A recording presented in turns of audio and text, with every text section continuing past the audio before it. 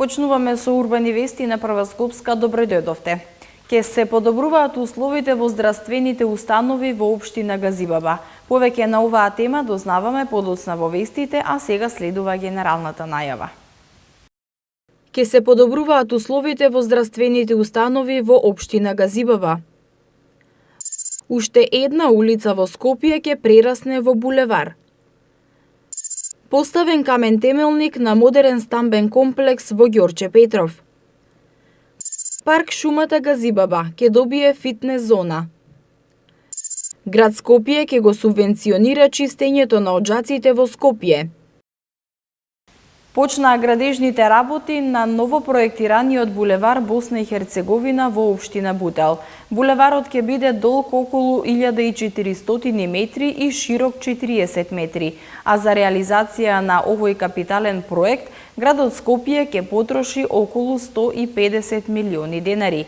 Градежните работи се предвидува да траат околу 18 месеци. Почне изградбата на новопроектираниот булевар Босна и Херцеговина на потегот од раскрсницата со булеварот Словенија и улицата Македонска-Косовска бригада до раскрсницата со улиците Бутелска и Кемал Сейфула. На почетокот на градежните активности, градоначалникот на град Скопје Петре Шилегов рече дека постојната улица Босна и Херцеговина е изградена пред повеќе од 40 години. Асфалтот не е заменет и широка е само 7 метри, а истата ќе прерасне во нов модерен булевар. Шилегов истакна дека еден од приоритетите да биде изградбата на новопроектираниот булевар Босна и Херцеговина е поради големите оштетувања на коловозната површина, но и поради тоа што представува главна градска магистрала што ги поврзува општините Бутел и Шутовризари. Нашата желба, нашата заложба е Скопје конечно да го добие целокупниот лик онака како што е замислен во плановите. Ретко се случува градот во исто време, да не кажам скоро никогаш, градот во исто време да работи на два нови булевари во исто време. Два нови сосема коридори, значи не само реновирање на улици, знаете дека веќе се пробива Кристијан Тодоровски карпуш, сега започнуваме со изградба на Босна и Херцеговина, во тек е реконструкција на Партизанска, завршивме со реконструкцијата на Мирче Ацев, во тек е реконструкција на Антон Попов, поранешна Огњан Прица, Братфордска, Лондонска. Булеварот ќе биде долг околу 1400 метри и широк 40 метри. Новиот булевар ќе има по 3 коловозни ленти во двата правци, 5 метри зелен појас во средината, странично зеленило како и пешачки и велосипедски патеки од двете страни. За реализација на овој капитален проект ќе бидат издвоени околу 150 милиони денари со пресметан ДДВ. На почетокот на градежните работи присуствуваше и градоначалникот на општина Бутел Велимир Смилевски, кој се заблагодари на градоначалникот Шилегов за одличната соработка и реализацијата на овие два нови булевари на територија на општина Бутел. Со помош на град Скопје ја отворивме Кристијан Тодоровски карпуш, иако имаше големи проблеми.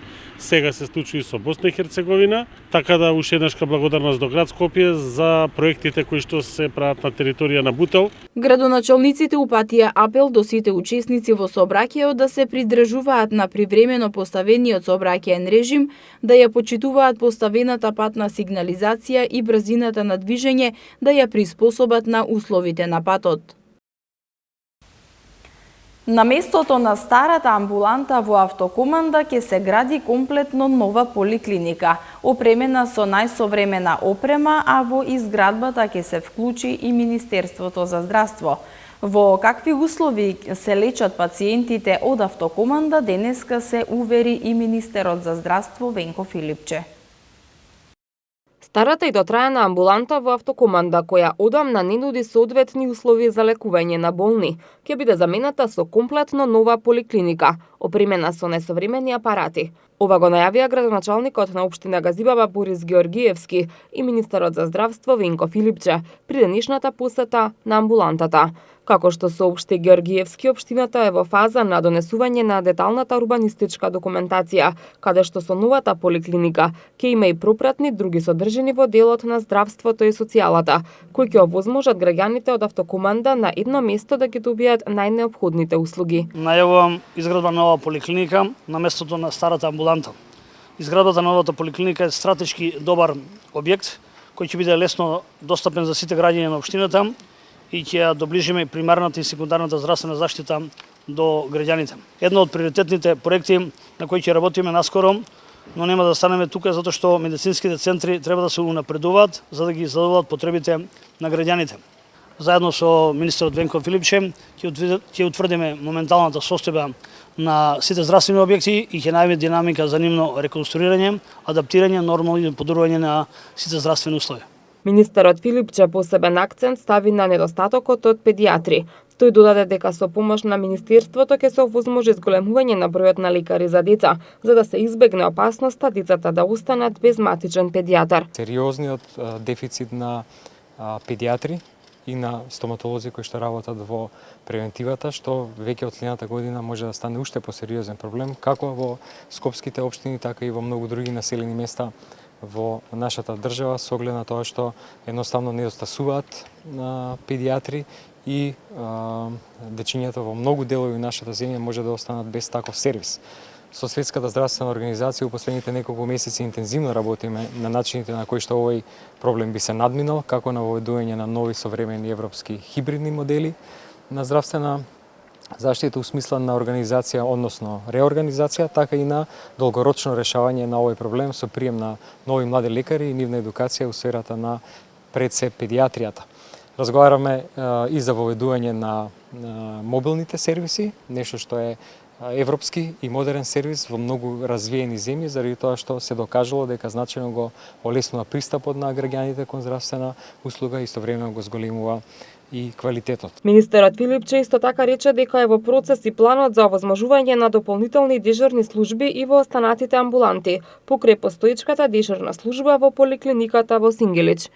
Имаме активни разговори со Сдруженијето на матични лекари за тоа како да направиме мрежа на доктори кои што ќе дадат услуга и во здравствените домови, а во смисла на 24 часовен сервис. Тоа го правиме на ниво на целата држава и тој модел и нов тип на услуга сакаме да го искомпонираме со мобилните сервиси. Градот Скопје ќе го субвенционира чистењето на оджаците во главниот град. Јавниот повик е веќе објавен и ќе трае до 22 ноември оваа година, а со повикот градот ќе надомести дел од трошоците на домаќинствата во износ од 1000 денари.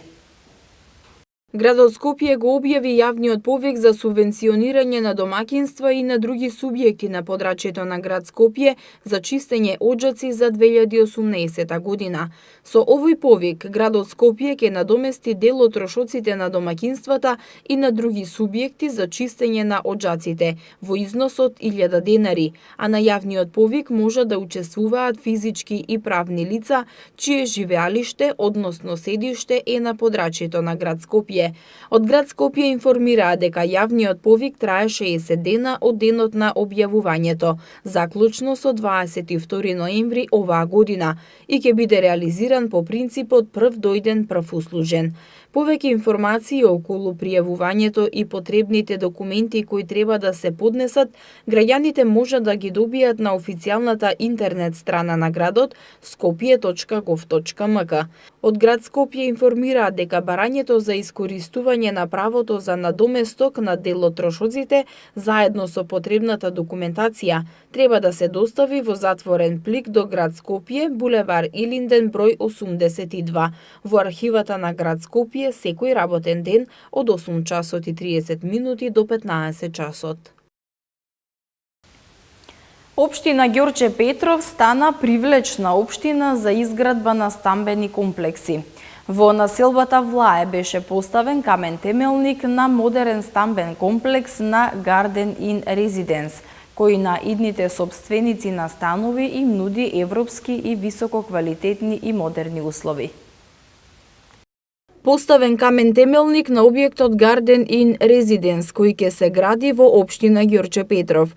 Станува збор за модерен стамбен комплекс на инвеститорот Biz Oil. Овој комплекс се простира на површина од 22.000 метри квадратни и ќе содржи 130 станови, 24 дуплекси и вили кои, како што истакна инвеститорот Имер Селмани, представуваат пример дека може зеленилото и урбаното да се направат заедно. Станува збор за високоенергетски објект кој има поставено нов стандард. На покривот наместо кров ќе има зелена градина. Инвеститорот Селмани пред присутните го истакна новитетот кој го воведуваат.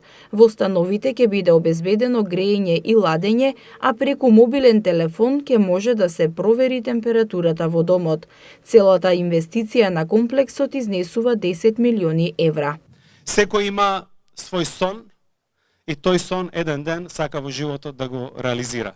И затоа ние го одбравме и нашето мото. Мотото на Garden Inn Residence е твојот сон, твојот дом. Буквално со нашата идеја и визија, со квалитетот на градбата, со материјалите кои што внатре ќе бидат и надвор инвестирани, сакаме секој сон на секој иден станар на Garden Inn Residence да го направиме вистински дом. На почетокот на градбата присуствуваше и градоначалникот на општина Ѓорче Петров Александар Наумовски, кој пред присутните ја истакна подготвеноста на општинската администрација во поглед на проектите и плановите на објектот. Со оваа инвестиција покажавме дека имаме административен капацитет да подготвуваме и спроведуваме големи и значајни проекти од регионален и државен карактер, заедно со владата.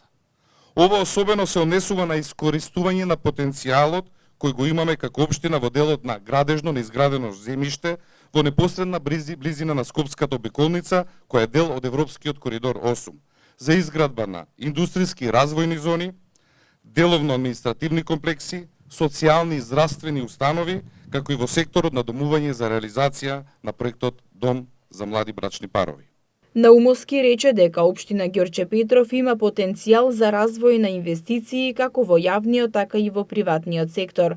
За таа цел се подготвуваат повеќе развојни проекти за финансирање од програми на владата на Република Македонија, Европската унија и други меѓународни фондови, но и со примена на модели на јавно-приватно партнерство во делот на изградба и модернизација на училишта, детски градинки, проширување на улици и патишта, проширување на водоводна и канализациона мрежа, модернизација на улично осветлување и други развојни проекти.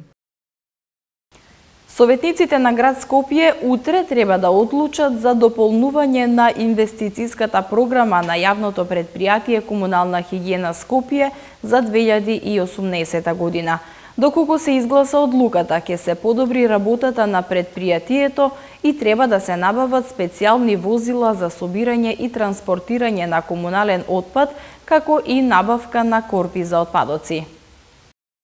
Одлуката за давање согласност за изменување и дополнување на инвестицијската програма на јавното предпријатие Комунална хигиена Скопје за 2018 година ќе се најде на утрешната седница на Советот на град Скопје. Со оваа одлука се предвидува набавка на 2 специјални возила за собирање и транспортирање на комунален смет и странично подигнување на канти со смет, со капацитет од 2200 и 3300 литри. За набавката на овие 2 возила се зголемува оваа ставка во инвестицијската програма на јавното предпријатие Комунална хигиена Скопје за 2018 година за 24 милиони денари или околу 400.000 евра. Покрај набавката на нови возила со измените на инвестицијската програма на јавното предпријатие Комунална хигиена за 2018 година се предвидува и набавка на 6.000 нови корпи за отпадоци, за што се предвидени 6 милиони денари или околу 100.000 евра. На површина од 200 метри квадратни, денеска во парк Шумата Газибаба започна поставувањето на фитнес прави, со што општина Газибаба ќе ја добие првата фитнес зона на отворено. Дел од фитнес правите ќе бидат прилагодени и за лицата со посебни потреби. Рокот за изградба на фитнес зоната е 1 месец. Трендот на поставување фитнес зони низ општините во Скопје продолжува во општина Газибаба. Денеска градоначалникот на општина Газибаба Борис Георгиевски, заедно со директорот на Агенцијата за млади и спорт Дарко Каевски, го означија почетокот на изградбата на фитнес зоната во парк Шумата Газибаба во Железара. Реквизитите кои ќе бидат поставени ќе бидат прилагодени за секоја возраст, а дел од нив ќе бидат и адаптирани за лица со хендикеп. Фитнес зоната ќе се простира на површина од 200 метри квадратни. Овие реквизити ќе бидат наменети за сите возрасти и жители, а дел од нив се адаптирани за лица со посебен хендикеп. Целта е граѓаните во својата близина да добијат место наменето за спорт и рекреација, и тоа во природа, во паркот Шумата, која ќе представува природно богатство на општината, а бенефит на граѓаните. На овој начин, ова парк Шума ќе ја доближиме до граѓаните, да биде што подостапна за нив. Во наредниот период ќе биде поставена и друга опрема за одмор и рекреација, ќе биде проширена постоечката патека, која ќе бидат и осветлени со цел парк Шумата Газибаба да стане заедничко спортско катче. Директорот на Агенцијата за млади и спорт Дарко Каевски потенцира дека искористеноста на фитнес зоните е на максимално ниво, што представува мотивација за поставување на дополнителни фитнес зони и во останатите општини во Скопје. Следна општина каде што граѓаните ќе можат да се рекреираат на отворено ќе биде Кисела Вода. Оваа фитнес зона ќе биде составена со 9 справи, од кои што една ќе биде за лица со посебни потреби.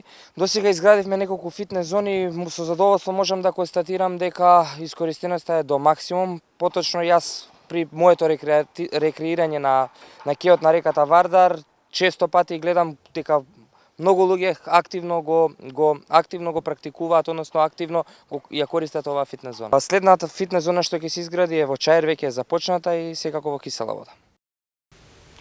Во општина Бутел почна активностите околу одбележувањето на Европската недела на спортот. Станува збор за заеднички проект на Агенцијата за млади и спорт и општина Бутел, а во училиштата и градинките ќе се одржуваат активности поврзани со проектот Европска недела на спортот, дефиниран од програмата Еразмус+. Во општина Бутел беше отворена Европската недела на спортот во спортската сала Иван Хаджи Николов во Радишани. Градоначалникот Велимир Смилевски ги поздрави учениците спортисти од двете одбојкарски екипи од основното училиште Ацо Шопов, со што отпочнаа активностите по повод Европската недела на спортот. Станува збор за заеднички проект на Агенцијата за млади и спорт и општина Бутел, со кој треба да се реализира, промовира, организира и воспостави мрежа на контакти за заеднички активности, кои ќе обезбедат ефикасно спроведување на зацртаните активности поврзани со проектот Европска недела на спортот, дефиниран од Еразмус+ програмата при Европската комисија. Во текот на целата недела ќе имаме спортски активности меѓу училиштата на територија на општина Бутел и сум сигурен дека кај младите ќе имаме едно посебно задоволство заради тоа што активноста ќе биде насочена кон младите. Се надевам дека во иднина Агенција за млади и спорт ќе потпомага вакви активности затоа што тоа е единствениот правец на кој што треба да им покажеме на младите. Александар Ангеловски од Агенцијата за млади и спорт истакна дека неделата на спортот ќе трае до 30 септември и ќе биде одбележана во сите општини во Скопје, како и во другите градови во Македонија. Со овој проект сакаме да ги натераме не само луѓето што се бават со спорт, него луѓето што се помалку активни и да натераме преку неделата на спортот да се посвета повеќе на спортскиот живот. И се надевам дека со деновите што ќе поминуваат дека ќе стане све помасовно и на 30 септември ќе го заокружиме овој проект како успешен. Во текот на вчерашниот ден фудбалски надпревар се одржа и во основното училиште Свети Климент Охридски. Спортските активности на двата пријателски надпревари се одржаа под мотото за љубов кон играта. Во рамките на Европската недела на спортот ќе биде вклучена и градинката 11 октомври преку темата зошто спортот е важен за мини спортистите и во основното училиште Живко Брајковски на темата Дај се од себе, каде ќе се одржат два надпревари во мал фудбал и во машка и во женска конкуренција. Сите одделенија за управни работи на Министерството за внатрешни работи ќе работат во сабота и недела. Барањата за лични карти ќе се примаат и одобруваат итно заклучно со сабота до 16 часот и 30 минути. Од МВР информираат дека на денот на референдумот одделенијата за управни работи ќе работат само за издавање на лични карти во периодот од 7 до 19 часот. Министерството за внатрешни работи ги известува граѓаните дека сите одделенија за управни работи ќе работат в сабота и недела на 29 и 30 септември. Сите барања за издавање лична карта, оштетена, изгубена или украдена, по законски спроведена постапка ќе се одобруваат итно во сите регионални одделенија за управни работи при Министерството за внатрешни работи. И тоа само доколку подносителот не поседува биометриска патна исправа. Барањата за лични карти ќе се примаат и одобруваат итно заклучно со сабота 29 септември до 16:30. Веднаш по примањето на апликациите за лични карти, одделот за информатика ќе ги изработува и ќе ги доставува до надлежниот сектор за навремена дистрибуција до одделенијата за управни работи. На денот на референдумот в недела на 30 септември, одделенијата за управни работи ќе работат само за издавање на лични карти во период од 7 до 19 часот, соопшти денеска МВР. Нови тоалети на 2 локации и нови едукативни табли денеска се поставени во зоолошката градина во Скопје. Од таму информираат дека се вршат последните подготовки за отворање на живеалиштето за двете слоници,